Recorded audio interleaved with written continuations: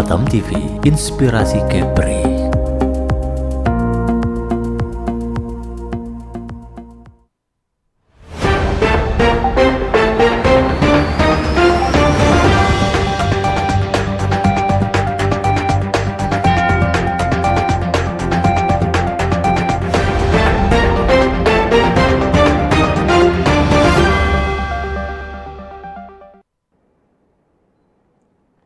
Aparat penegak hukum terus membunyikan lonceng perang melawan tindak pidana korupsi yang dinilai merugikan negara, memperlambat pertumbuhan ekonomi, menurunkan investasi, meningkatkan kemiskinan, dan meningkatkan ketimpangan pendapatan. Selain melakukan upaya preventif dengan melakukan kampanye anti korupsi, aparat penegak hukum juga memberikan tindakan tegas dengan memberikan tuntutan maksimal kepada pelaku kejahatan tindak pidana korupsi. Selain itu, untuk mengembalikan kerugian negara, aparat penegak hukum, khususnya Kejaksaan Republik Indonesia, memberlakukan tracing aset kepada pelaku tindak pidana korupsi dengan mengangkat tema Joint Investigasi Aset Tracing untuk mengoptimalkan pendapatan negara bukan pajak. Inilah catatan redaksi.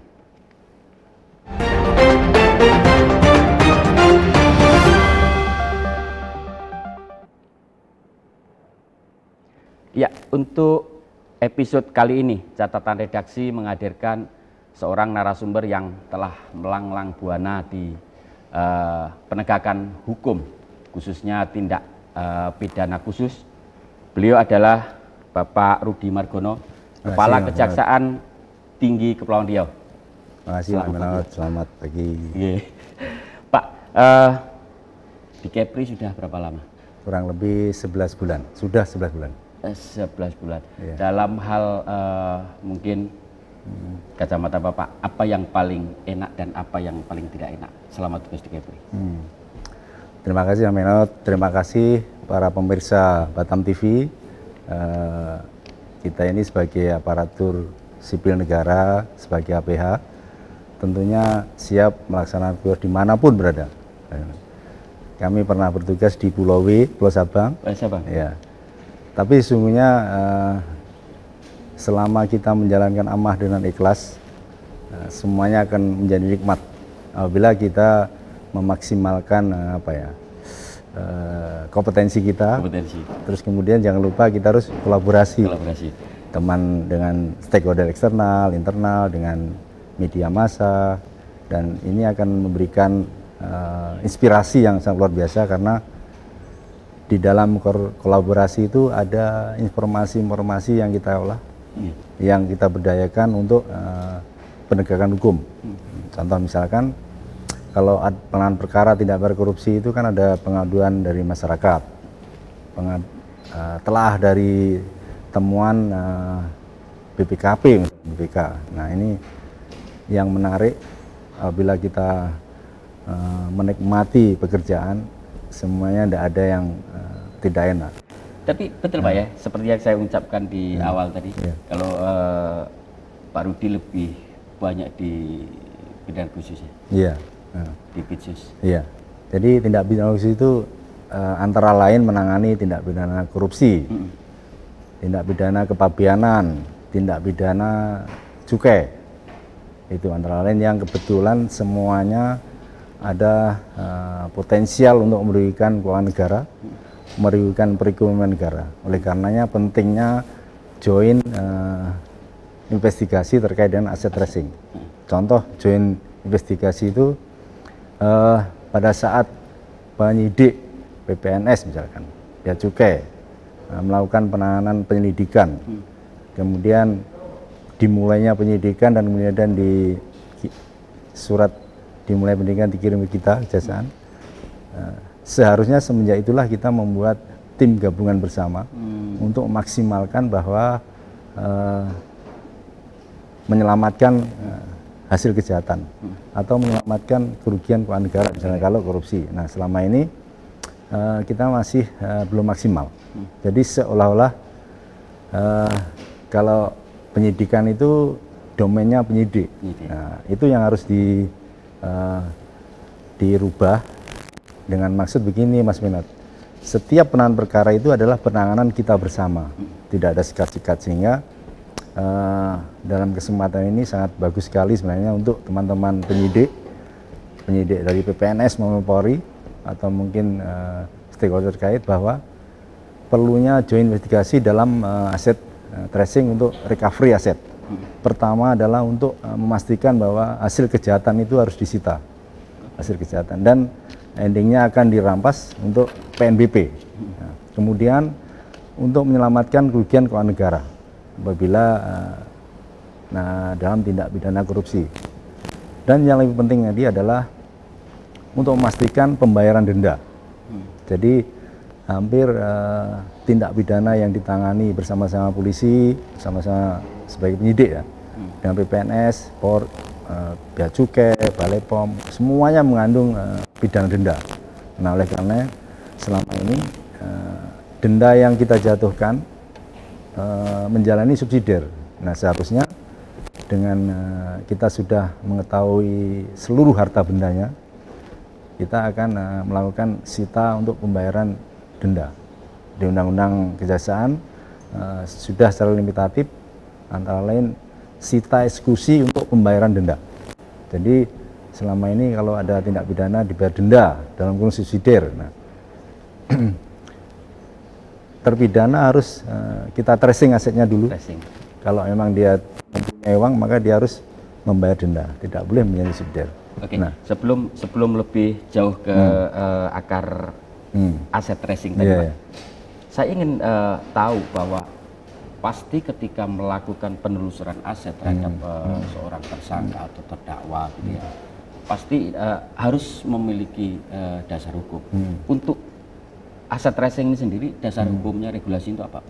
Ya, di dalam tindak pidana utamanya untuk aset tracing adalah sudah menjadi kewajiban hukum setiap penyidik, setiap penuntut umum, jaksa harus merampas.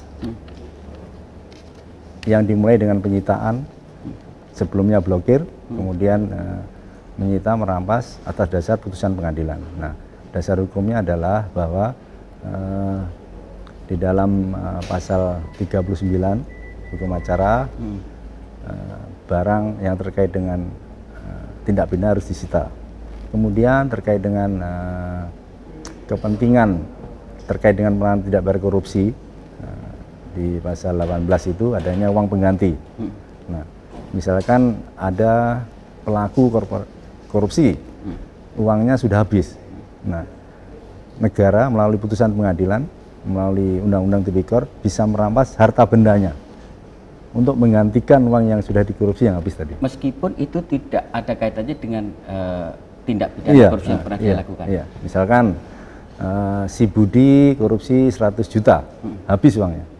Tetapi si Budi punya rumah, punya aset. Nah, itulah namanya uang pengganti, dan harus mengembalikan dengan cara jaksa melakukan sita, dilelang untuk mengembalikan. Itu fungsinya aset. Tapi kalau kita melihat lebih jauh lagi, Pak, bahwa korupsi uang korupsi itu kan sifatnya liquid, Pak, ya, dia mudah mengalir kemana-mana. Artinya sekarang pelaku korupsi ini sudah mulai lebih cerdas gitu. Hanya dia tidak melakukan transfer, tidak ada jejak digital yang ditinggalkan. Bagaimana penyidik kejaksaan sendiri mengetahui bahwa ini sudah stop sampai di sini atau masih mengalir ke pihak lain? Memang filosofi aset tracing itu tidak berhenti pada pelaku. Oleh karenanya ada Undang-Undang Tindak Pidana Pencucian Uang. Bisa saja dititipkan ke teman atau diinvestasikan kepada perusahaan yang seolah-olah itu hasil yang sah. Makanya pentingnya aset tracing itu untuk menelusuri sesuai dengan bunyi undang-undang kita di Undang-Undang Kejaksaan yang baru, Undang-Undang 11 itu menelusuri aset tindak pidana, hasil tindak pidana. Nah, memang selama ini sudah mulai kompetensinya mulai meningkat, ya. Tapi perlu ditingkatkan lagi terkait dengan harta-harta yang disembunyikan secara misalkan tidak melalui transaksi atau hand to hand. Nah, nanti makanya pentingnya aset tracing ini bukan hanya berhenti di pelaku. Nah, oleh karenanya apabila ditemukan alat bukti, sekali alat bukti, maka tidak ada halangan untuk penyidik maupun jaksa mensangkakan atau menterdakwakan tindak pidana pencucian uang dari hasil tindak pidana korupsi tadi. Nah, yang lebih menarik, Mas Menot, di undang-undang kita ini, apabila ada putusan pengadilan ingkrah, tetapi belum disita, negara bisa menggugat. Jadi misalkan ada perkara tindak pidana korupsi sudah putus. Nah, setelah putusan pengadilan ada ditemukan aset yang ternyata hasil tindak pidana korupsi yang perlu pernah disita atau diputus, maka negara melalui jaksa pengacara negara bisa menggugat agar hasil tindak pidana itu menjadi milik negara, kemudian disetorkan ke negara. Tentunya kalau aset dilelang seperti itu. Ini topik hari ini sangat menarik sebenarnya. Nah, sehingga pentingnya kolaborasi APH dalam penegakan hukum, untuk nyaman dalam penanganan perkara. Karena setiap penanganan perkara itu tidak hanya ansih memenuhi alat bukti, tetapi harus memenuhi juga seberapa besar aset recovery-nya. Apalagi ini tindak pidana korupsi atau tindak pidana ekonomi misalnya. Nah, ini sangat penting karena untuk menyelamatkan aset, sehingga kejahatan-kejahatan semakin jerah dan tidak boleh ada penjahat yang kaya, harus dikembalikan seperti semula. Nah, ini instrumen selama ini perlu adanya komitmen bersama, sehingga kalau ada penanganan perkara tindak pidana korupsi yang ditangani, kita kolaborasi, ya istilah kami joint investigasi asset tracing itu, untuk apa? Untuk memudahkan mengetahui. Nah, siapa-siapa yang perlu dikolaborasikan, tentunya jaksa sebagai dumilitis pengendali perkara, penyidik, kemudian stakeholder eksternal misalnya OJK kalau terkait dengan hasil kejahatannya saham, kemudian BPKP itu untuk menghitung kerugian keuangan negara, kemudian BPN kalau aset dia membelikan tanah, kemudian terkait dengan perbankan kalau uangnya disimpan di bank, atau pegadaian atau jasa-jasa keuangan yang lainnya. Nah, selama ini itu belum diberdayakan. Nah, oleh karenanya penting ke depan dalam penanganan perkara tindak pidana umum, tindak pidana khusus, bukan hanya men-tracing alat bukti saja, mencari alat bukti, tetapi juga harus mencari seberapa keuntungan dari hasil kejahatan. Nah, itu penting sekali untuk apa? Mengembalikan, dirampas untuk pendapatan negara, bukan pajak. Ya, ini untuk membantu mendorong kontribusi APH, PNBP melalui penegakan hukum untuk pembangunan di negara ini. Kalau dari kejaksaan sendiri Pak, dari penyidiknya, apakah bisa langsung melakukan aset tracing itu? Misalkan setelah adanya laporan dari BPK, ada indikasi penyimpangan keuangan negara. Apakah dari kejaksaan sendiri penyidiknya bisa langsung melakukan aset tracing tadi, penelusuran aset terhadap pelaku, atau meminta kepada pihak lain untuk membantu agar aset ini bisa benar-benar clear gitu? Ya. Terima kasih Mas Menot. Ini apabila ada laporan pengaduan tindak pidana korupsi atau ada temuan di BPK, harus tentunya melaporkan kejaksaan dulu. Kita telah, kita bentuk sprint penyidikan, kita expose. Nah, sepanjang itu memenuhi alat bukti dan ada kerugian keuangan negara dan ada kewajiban nanti akan pengembalian keuangan negara, kejaksaan kerjasama dengan bidang intelijen untuk melakukan aset tracing, karena di sana ada timnya juga. Kemudian kejaksaan meminta stakeholder yang saya sampaikan tadi, Mas Menot, BPN, kemudian bank, apakah harta bendanya ada di situ. Kemudian atas dasar bukti juga, dia juga kuat itu hasil tindak pidana, kita blokir, kita sita dengan hukum acara yang berlaku, tentunya dengan surat perintah atau dengan melalui PPATK juga seperti itu. Jadi komitmen kejaksaan bukannya sekedar menghukum berapa hukumannya, menuntut berapa hukumannya, tapi juga harus seberapa besar aset recovery untuk mengembalikan atau merampas harta hasil kejahatan untuk pendapatan negara bukan pajak. Sehingga apa-apa yang kita tangani itu bukan hanya memidanakan pelaku. Nah, yang lebih penting lagi menurut ke depan, dan sebenarnya sudah diatur dalam hukum acara, pentingnya perlindungan korban. Contoh, misalkan terkait dengan tindak pidana perdagangan orang, kemudian tindak pidana pengiriman TKI ilegal. Ada sindikasi-sindikasi yang biasanya mengeksploitasi, mengungut biaya yang sangat tinggi, atau memanipulasi umur sehingga masih di bawah umur tapi dilengkapi dokumen yang seolah-olah sudah memenuhi syarat. Nah, apabila ini terjadi tindak pidana, maka sudah menjadi kewajiban APH untuk memastikan apakah korban-korban ini sudah mendapatkan ganti rugi dari pelaku. Dan bahkan dalam tindak pidana perdagangan orang, hakim bisa memerintahkan pada jaksa untuk menyita harta bendanya pelaku itu untuk apa? Untuk mengganti biaya-biaya yang sudah dikeluarkan oleh korban tadi, atau biaya lain yang kerugian yang diterita oleh korban. Dan ini sangat penting karena untuk menyempurnakan bahwa kita tidak lagi hanya menangani seberapa lama kita tuntut, tapi harus seberapa adil akses keadilan bagi korban sehingga dapat keadilan. Contohnya kecil, misalkan tindak pidana yang korbannya sudah membiayai perawatan di pengadilan, di rumah sakit. Nah, itu harus kita tanyakan di berkas perkara apakah biaya perawatan yang dilakukan itu sudah mendapatkan ganti rugi dari korban. Misalkan dalam kasus kecil, misalkan pemukulan sehingga dia harus berobat. Nah, ini menjadi penting karena selama ini pentingnya akses keadilan bagi korban belum secara maksimal. Nah, gitu. Tapi kalau untuk kasus-kasus tertentu yang melibatkan mungkin pihak luar negeri gitu Pak, bagaimana itu koordinasinya? Untuk penelusurannya sendiri, siapa yang dilibatkan untuk menuju ke sana? Biasanya kita kerjasama dengan Kepala Biro Hukum dan Hubungan Luar Negeri di Kejaksaan Agung, dan kerjasama dengan Interpol, seperti itu. Nah, seperti yang pernah ditangani kasus Jiwasraya dan Asabri, pernah disita di beberapa di luar negeri, dan ini menjadi concern yang penting karena semakin mudahnya transportasi untuk ke luar negeri, semakin mudahnya transaksi antar negara, sehingga kita perlu meningkatkan kompetensi dan kecepatan dalam men-tracing.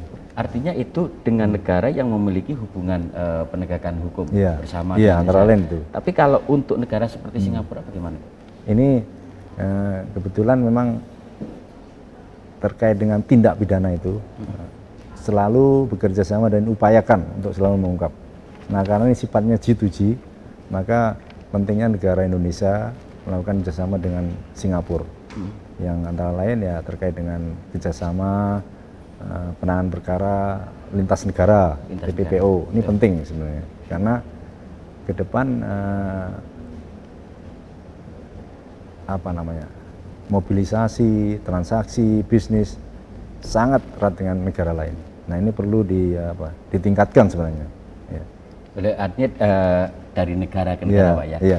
Karena kalau kita ambil contoh, misalkan kayak kasus trading yang akhir-akhir ini muncul ke permukaan, di situ banyak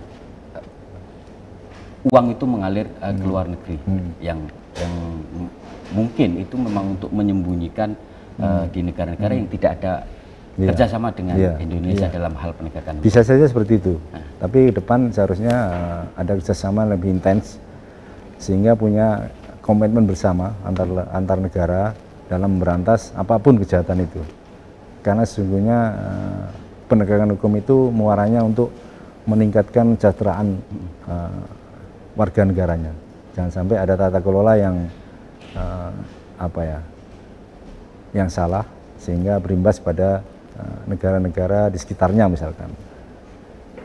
Kalau untuk penelusuran aset sendiri Pak, kira-kira dari kejaksaan atau mungkin joint investigasi tadi, siapa yang bisa dan berhak dijadikan sumber untuk memberikan informasi ataupun untuk memudahkan penanganan itu sendiri?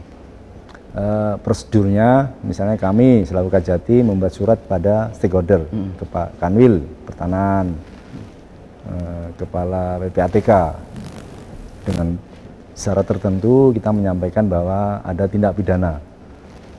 Oleh karenanya memohon untuk kalau PPATK membuka transaksi rekeningnya sekian. Kalau pada BPN, Kajati atau Kajari setempat yang menangani perkara membuat surat ke kepala BPN-nya yang berwenang dengan didasari kronologis perkaranya dan apa-apa aset yang diduga dari pidana. Nah, ini sebenarnya kewenangan teknis yang harus dikembangkan terus dan harus ada kolaborasi yang sangat luar biasa harusnya kerjasama itu. Artinya itu harus dari perintah pengadilan atau bagaimana? Kalau aset tracing cukup dari surat perintah penyidikan dari misalnya dari Kepala Kejaksaan Tinggi menangani perkara X. Nah dari situ dipandang perlu misalkan perlu aset tracing. Nah, kita membuat surat kepada BPN misalnya, pada perbankan setempat, OJK. Nah, selama ini sebenarnya yang kita butuhkan sudah berjalan tapi belum maksimal. Nah, lebih bagus kalau kita bentuk tim terpadu. Jadi kalau ada tindak pidana, perlu adanya aset recovery tanah misalkan. Kita sudah ada timnya ini pertanahan, bukan parsial waktu menunggu. Tapi begitu ada perkara, tim yang kita bentuk joint investigasi ini sudah langsung berjalan. Selama ini kita sering menunggu dan kadang ada birokrasi tertentu, terus tidak ada tolak ukur penyelesaian, saling menunggu. Nah, ini yang perlu diberdayakan. Kalau untuk perbankan Pak, misalkan untuk aset tracing itu, apakah perbankan memberikan akses ketika tidak melalui perintah pengadilan? Karena mereka juga memiliki aturan sendiri terkait kerahasiaan nasabah. Kan ada beberapa alternatif, bisa melalui PPATK. Kalau TPPU bisa langsung ke bank yang bersangkutan, atau pemilik rekening memberikan kuasa kepada penyidik, itu bisa langsung membuka. Misalkan ada perkara tersangka X, diketahui membuka rekening di bank X misalnya. Yang bersangkutan bisa memberikan kuasa kepada penyidik untuk membuka itu. Nanti atas dasar itu menyurati kepada bank setempat untuk membuka rekening koran yang seperti yang nomor rekening yang disampaikan itu. Artinya banyak cara untuk melakukan aset tracing. Pak Rudi, perbincangan kita semakin menarik, tapi pemirsa kita ikuti pesan-pesan berikut ini.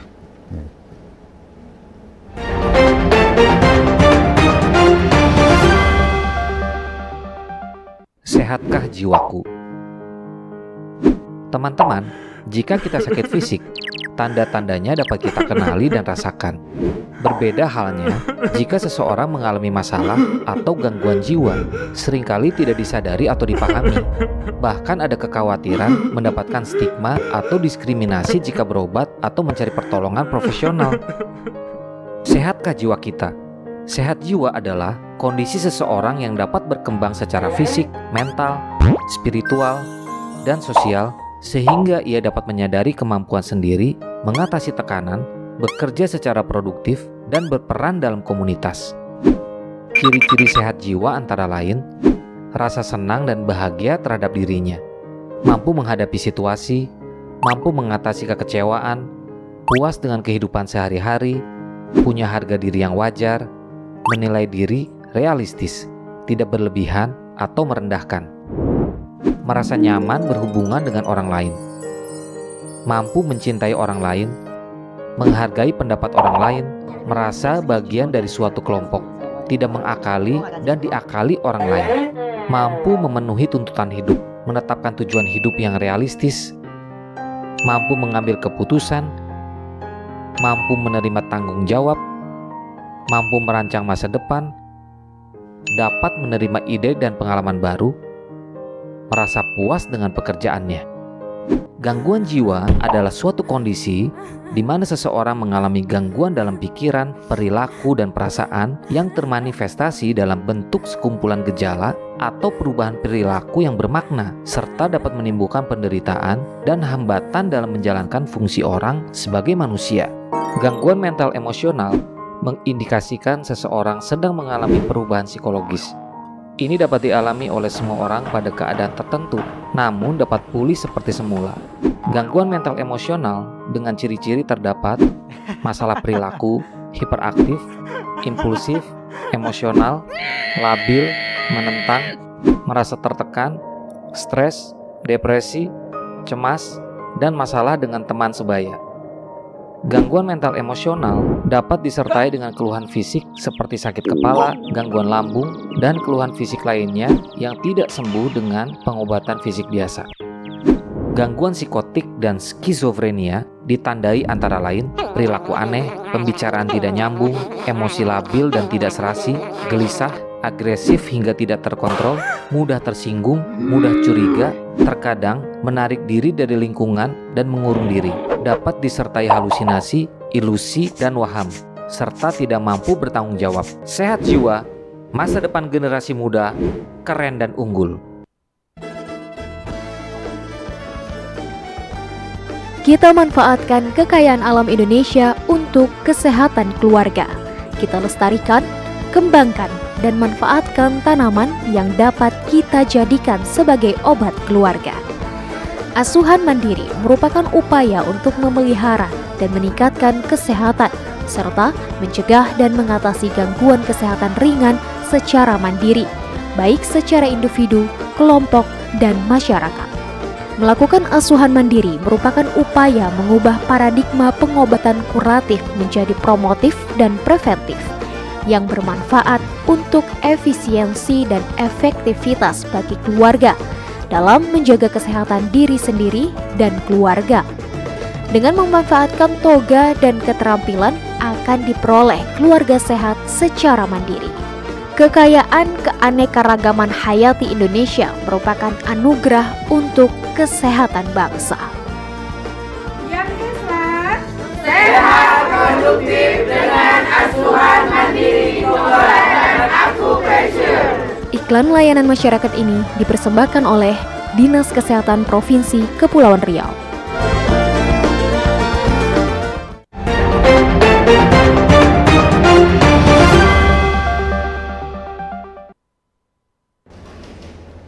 Ya, terima kasih pemirsa, masih bersama catatan redaksi.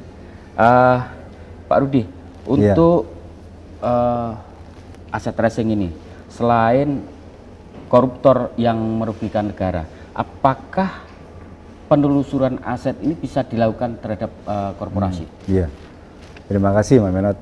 Pelaku tindak pidana itu bukan hanya orang perorangan, tapi juga korporasi. Manakala korporasi juga melakukan tindak pidana, misalkan tidak korupsi ya, misalkan dalam proyek-proyek pemerintah, pembiayaan dari pemerintah, hibah, kemudian kerjasama lainnya yang melibatkan pemerintah dan menggunakan dana pemerintah, baik APBD, mungkin APBN atau dari perusahaan daerah, maka persis seperti standar penanganan perkara, bisa dilakukan aset tracing untuk penyelamatan aset-aset yang telah dirugikan dan untuk menggantikan uang yang telah dikorupsi itu.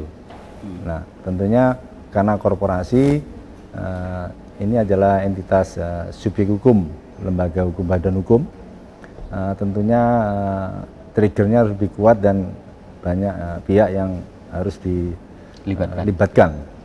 Karena untuk mengetahui bahwa ini badan hukum atau bukan harus melibatkan dari hukum dan HAM. Apakah anggaran dasar dan anggaran rumah tangganya terdaftar di sana? Kalau terdaftar di sana, siapa pemegang sahamnya? Siapa struktur pemegang, misalkan direksinya, kemudian struktur yang lain siapa? Nah, terus bergerak di bidang apa? Apakah dia perusahaan terbuka atau tutup? Sampai sejauh itu. Nah, oleh karenanya sepanjang korporasi ini melakukan tindak pidana korupsi, penyalahgunaan wewenang, maka juga dilakukan aset tracing untuk aset recovery aset untuk pengembalian keuangan negara. Dan bahkan untuk korporasi ini bukan hanya pidana denda, tapi juga pidana tambahan, misalkan merampas keuntungan dari perusahaan. Bahkan sampai kepada pembubaran perusahaan, pembubaran PT. Nah, salah satu institusi yang bisa membubarkan PT jika melakukan perbuatan melawan hukum yaitu Kejaksaan Republik Indonesia di bidang perdata dan tata usaha negara. Untuk kepentingan umum mengajukan kepada hakim agar perusahaan yang melawan hukum itu diperiksa dan akhirnya kita mohonkan untuk dibubarkan. Dan sudah dilakukan untuk perusahaan-perusahaan tertentu yang kemarin itu misalkan terkait dengan pajak pernah kita bubarkan waktu itu, melakukan tidak benar perpajakan. Nah, sehingga untuk korporasi ini menarik karena hampir tindak pidana korporasi ini kaitannya dengan tindak pidana ekonomi. Nah, jadi tindak pidana korporasi itu biasanya terkait dengan aksi korporasi yang biasanya lebih arah melawan hukum, melanggar prinsip-prinsip perusahaan atau melanggar ketentuan yang berlaku terkait dengan masing-masing bisnis yang dilakukan, ada ketentuannya. Misalkan telah memanipulasi pertanggungjawaban dalam hal penggunaan uang negara. Nah, itu terkait itu bisa dilakukan aset recovery, aset tracing tadi. Artinya ketika dari kejaksaan sendiri melakukan aset tracing terhadap korporasi, ini pasti erat kaitannya dengan penyelenggaraan negara juga. Iya, antara lain. Ya, setidaknya ada oknum penyelenggara negara yang bersama-sama melakukan, atau perusahaan swasta sendiri melakukan tidak benar sendiri, tindak korupsi. Misalkan dana yang telah dikucurkan diprosesnya sudah betul, tapi oleh perusahaan ini disalahgunakan, sehingga dia ansih sendiri melakukan tindak pidana. Penyalahgunaan, misalkan penyaluran kredit, dari prosesnya sudah betul ini, sampai di perusahaan yang bersangkutan rumahnya disalahgunakan, tidak sesuai peruntukannya. Jadi tidak harus ada kaitannya dengan penyelenggara negara. Ya. Oke, Pak, kalau untuk hasil penelusuran aset tracing tadi, hasilnya, ketika ini kasusnya masih dalam proses peradilan, kira-kira apakah perlu itu dibekukan atau bagaimana? Iya, selama masih proses peradilan, memang kalau selama ini bisa dilelang lebih dulu dengan pasal 45 KUHP itu dengan persetujuan tersangka, atau nanti menunggu putusan pengadilan agar ingkrah, nanti di appraisal, dilelang, dijual lelang, dan hasil uang lelang untuk disetorkan ke negara. Nah, biasanya selama proses sidang itu dalam bentuk penyitaan, ya, disita. Artinya tidak harus menunggu ingkrah? Iya, antara lain itu. Misalkan barang bukti yang cepat rusak atau berbahaya, narkotika misalkan, bisa dihapus, atau pembiayaan pemeliharaannya tinggi, misalkan, seperti itu. Untuk misalkan nanti harganya tidak turun, seperti itu. Karena haus gitu ya, ada penurunan nilai misalkan. Artinya tidak harus menunggu kasus ini ingkrah, bisa dilakukan lelang dulu. Iya. Pak, tadi menarik yang di awal, di segmen pertama tadi Bapak menyatakan bahwa kadang-kadang ada subsidiar gitu ya. Iya. Nah, apakah itu menurut kacamata Bapak sendiri sebagai orang yang memang berkecimpung di Pitsus ya, apakah itu kadang-kadang lebih meringankan pelaku korupsi ini ketika ada subsidiar sehingga PNBP pun menjadi berkurang seperti itu? Iya, memang penerapan subsidiar ini ada pemahaman yang berbeda-beda dari APH, penyidik, dari jaksa, dari hakim juga. Jadi seolah-olah jika tidak bisa membayar, tidak membayar serta-merta ke subsidiar. Padahal pidana denda itu adalah pidana pokok, penghukuman dari negara kepada pelaku. Nah, seharusnya sudah menjadi kewajiban hukum, dia harus membayar dulu. jaksa akan melakukan aset tracing. Jika memang betul tidak punya, baru dia menjalani subsidi. Esensinya PNBP denda ini adalah penghukuman dari negara, dia harus membayar sejumlah uang. Nah, tetapi kalau serta-merta disubsidiarkan, ini seolah-olah pelaku melakukan pelanggaran. Karena mengingat subsidiar itu hanya 6 bulan. Kadang-kadang tidak disubsidiarkan 6 bulan, hanya 4 bulan. Nah, akhirnya jika melakukan tindak pidana, terus dia melaksanakan subsidiar, seolah dia melakukan pelanggaran. Nah, ini kan tidak sesuai dengan pemidanaan dari undang-undang yang dilanggar. Contoh, ini menarik sekali, ini kebetulan kami pernah menjadi Kasubdit tindak pidana perpajakan. Sebelumnya tindak pidana perpajakan, misalkan hukumannya membayar pidana denda 100 miliar, subsidiar maksimal 6 bulan. Waktu itu sebagian besar bahkan seluruhnya menjalani subsidiar. Dia tidak membayar uang 100 miliar, pilih dihukum 6 bulan. Pilih 6 bulan dong, daripada 100 miliar kalau ditaruh di bank sudah berapa? Nah, waktu itu kami sampaikan ke pimpinan, filosofi di pemidanaan pajak tidak seperti ini. Pidana pajak itu, uang kita itu sudah ada di dia. Contoh, Mas Minat misalnya beli nasi Padang ya, itu kan ada pajak 10%. Oleh negara diberikan kewenangan dia untuk memungut, tapi jangan lupa setelah terkumpul harus kamu ke negara. Itulah yang stop. Kalau jumlahnya berat sampai miliar. Nah, artinya apa?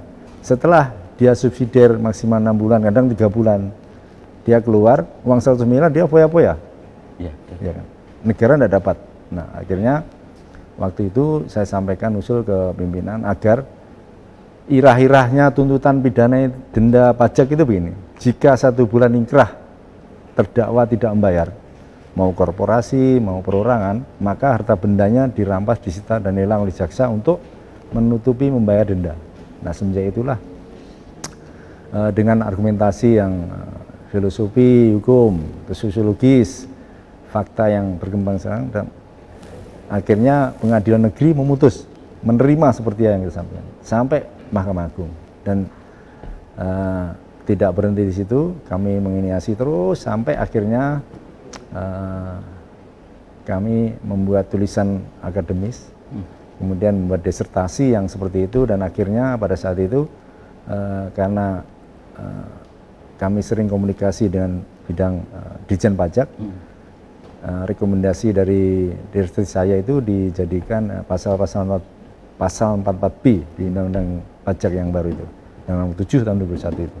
Nah, sekarang tidak lagi bisa dia subsidiar pelaku itu, di tracing dulu, nggak punya baru silahkan. Nah, sebenarnya esensinya adalah, substansinya adalah dengan kita meletakkan tuntutan 1 bulan kerja membayar denda, itu akan menjadi pendapatan negara yang sangat luar biasa, yang selama ini diabaikan oleh APH, diabaikan oleh teman-teman pajak, sehingga penyidikan ke depan akhirnya di teman-teman pajak sudah berubah itu. Dia sekarang bisa menyita aset dan sangat luar biasa. Saya bersyukur karena tapi Pak, apakah yang seperti itu tidak rawan pra peradilan yang seperti itu? Kan sudah diatur di undang-undang. Putusan pengadilannya ada, dan sekarang sudah kuat, sudah diatur di undang-undang. Nah, memang kalau pra peradilan itu hanya dari tersangka. Ya, silahkan saja. Tapi setiap APH, setiap jaksa, penuntut umum, hakim, dalam setiap penanganan perkara harus punya argumentasi alat bukti yang kuat, karena sesungguhnya penegakan hukum itu adalah bicara alat bukti, mau dari penyidikan, penuntutan, upaya hukum, eksekusi, semuanya bicara alat bukti. Gitu. Pak, kalau untuk khusus di Kepulauan Riau sendiri, Pak, koordinasi antar lembaga, antar instansi dalam melakukan aset tracing ini seperti apa gambarannya, Pak? Yeah. Terima kasih, Mas Menurut. Kalau di sini alhamdulillah cukup bagus, dan kita saling memberdayakan TUSI, terutama terkait dengan aset tracing. Beberapa perkara yang kita tangani, kita bekerjasama dengan pertanahan, perbankan, PPATK untuk mengungkap hasil-hasil tindak pidana, transaksi-transaksi yang digunakan oleh pelaku dari tindak pidana itu. Dan sangat mendukung sekali, mungkin hanya karena keterbatasan personil di teman-teman di PKP, harus ada kegiatan lain sehingga tidak sesuai dengan waktu yang kita tentukan. Kurang dan itu wajar, gitu maksimal. ya. Tapi terima kasih kepada teman-teman BKP, BPK selama ini sudah proaktif juga, kolaborasi, dan bahkan hari ini kita kerjasama dengan BPKP Pusat kemarin untuk audit forensik terkait dengan pungutan di pengusahaan BW Batam. Indikasi dugaan ada penerimaan negara yang seharusnya dibayar tapi tidak disebar. Nah, karena ini masih penyidikan, Mas Menot tidak usah bertanya lebih lanjut. Tapi yang jelas kita terus bekerja. Pak, kalau ini apa namanya di Kejaksaan sendiri selama 1 tahun terakhirnya di 2023 bisa menyumbangkan penerimaan bukan pajak seberapa besar, dan itu dari berapa case? Kalau tidak salah sebut sekitar 2 miliar sekian itu ada. Itu dari beberapa hasil lelang perkara dari tindak pidana umum, dari tindak pidana khusus. Jadi kalau tindak pidana umum seperti ini contohnya, Mas Menot, perkara bea dan cukai, ada barang bukti, misalkan kapal yang harus disita, dirampas, atau mobil dari tindak pidana dilelang, dirampas, itulah dikumpulkan di seluruh Kejari-Kejari dan Kejati. Nah, sekali lagi Mas Menot, Kejaksaan tidak bisa sendiri dalam memberantas tindak pidana korupsi. Itu semua atas kerjasama, dan ke depan kepada seluruh pihak, kepada seluruh masyarakat bisa ikut ambil bagian dalam menyampaikan informasi terkait dengan penegakan hukum. Ya, di Kepri namanya. Kalau nilai 2 miliar itu menurut Pak Rudi sendiri, apakah itu besar, kecil, atau sedang atau bagaimana? Kalau melihat dari yang pernah kita tangani Asabri Jiwasraya, bisa kecil. Kalau kecil. untuk selevel Kejaksaan tinggi, seharusnya lebih besar lagi. Lebih besar lagi. Apa yang menjadi kendalanya, Pak? Tentunya kan tidak bisa ditarget sekian, karena itu masalah perkara. Tergantung alat bukti ya. Dalam penegakan hukum tidak juga boleh menjolimin orang. Ya. Memang beberapa masyarakat, teman-teman wartawan kok kecil seperti itu. Tapi diingat, aset recovery, PNBP, tindak pidana itu semata-mata penegakan hukum dan berdasarkan alat bukti, tidak boleh serampangan. Nah, oleh karenanya dari kacamata PNBP, seharusnya di seluruh Kejati atau Indonesia harus menerapkan target capaian PNBP dari penanganan perkara. Nah, kita sudah juga mengembangkan juga dari perkara tindak pidana umum. Jadi menuntut tindak pidana umum dengan pidana denda yang lebih proporsional. Misalkan tindak pidana obat dengan obat ilegal, di sana pidana dendanya kan tinggi. Nah, kita harus proporsional dengan hitungan pedoman 7 tahun 2022. Misalkan kita tidak lagi menuntut pidana denda itu hanya menuntut pidana denda sekian, tidak boleh. Harus ada hitung-hitungannya. Dan itu sudah mulai kita terapkan. Ya. Kalau boleh nggak Pak, kalau misalkan saya katakan besar kecilnya PNBP dari aset tracing ini tergantung dari banyak sedikitnya kasus korupsi yang ditangani oleh Kejaksaan sampai pengadilan. Boleh nggak saya bilang seperti itu, Pak? Itu relatif juga.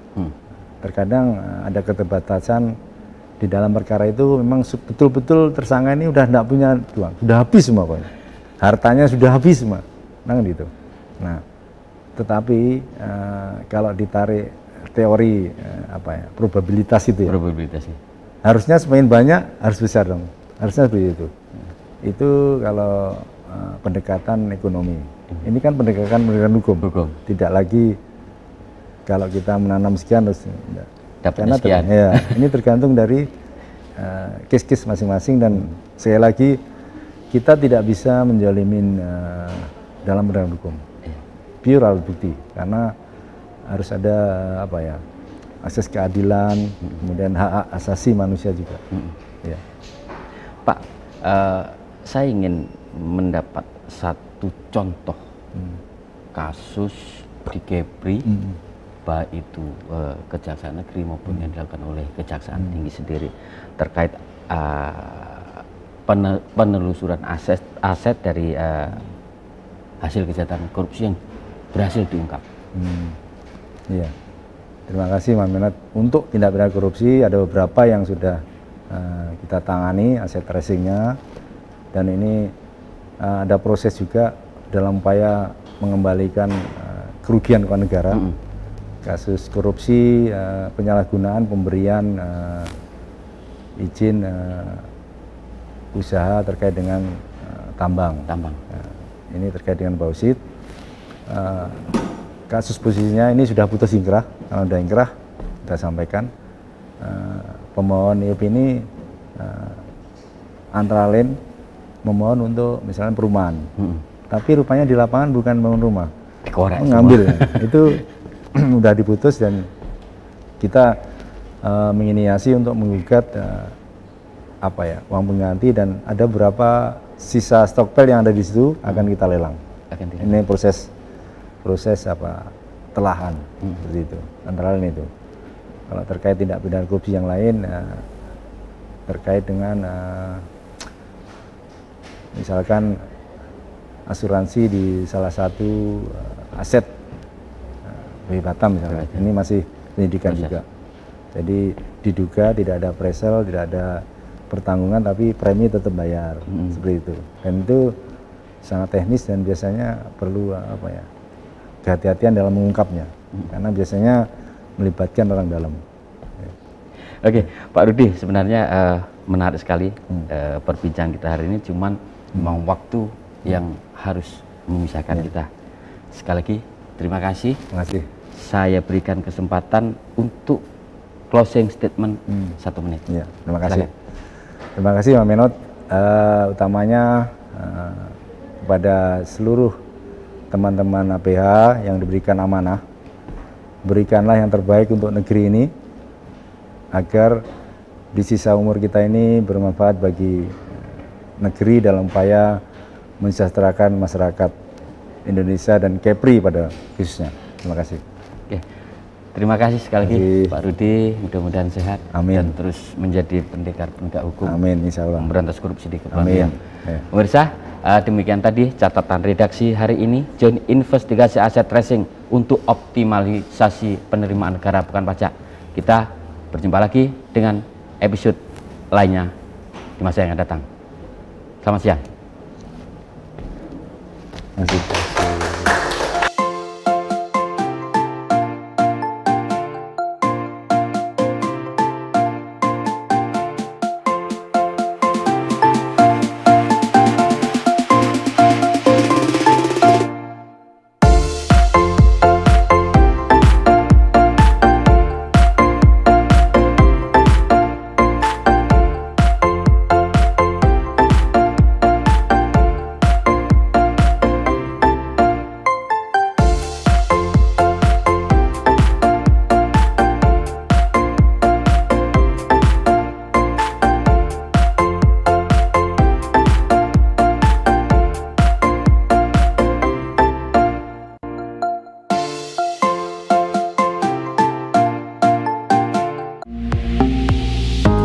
Batam TV, inspirasi Kepri.